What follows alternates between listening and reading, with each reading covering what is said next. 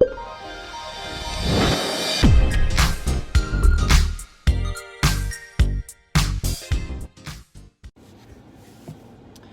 morning. It is time for another video. This is actually video number 6 of our buyer transaction series. And today what I wanted to go over is questions you can ask before submitting an offer. It'll help you decide on pricing. Of course, you're going to be pulling comparatives in the area for things that have already closed or pending a sale right now to kind of get the idea of how much the home is actually worth, and then you can decide what to offer. This is also important because when the appraiser comes out, they're going to be looking at all the comps in the area, and they're going to want to, that's part of what they use to decide what the home is worth, along with square footage. So one of the things to take into consideration when buying a home is things that might be expensive that need to be fixed now. And so one of the things you would probably look at are things like the age of the mechanicals, water heater, furnace, air conditioning.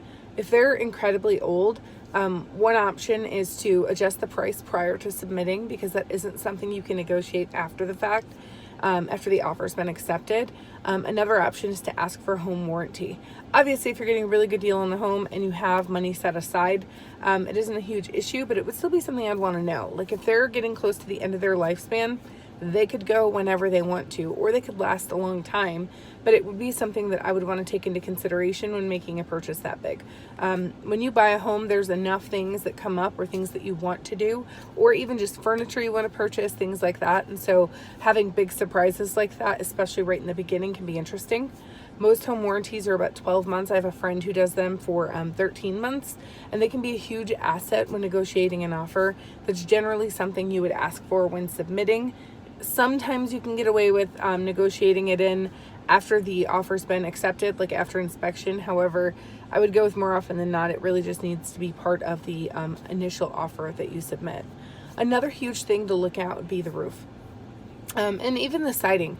So they aren't things that you can really ask to be replaced. However, knowing if the roof is due to be replaced would be a huge important thing, as well as the siding. Also, though, if there were recent storms in the area, those are things that might be able to be fixed on the current homeowner's insurance. And so that would be something I would want to know for sure.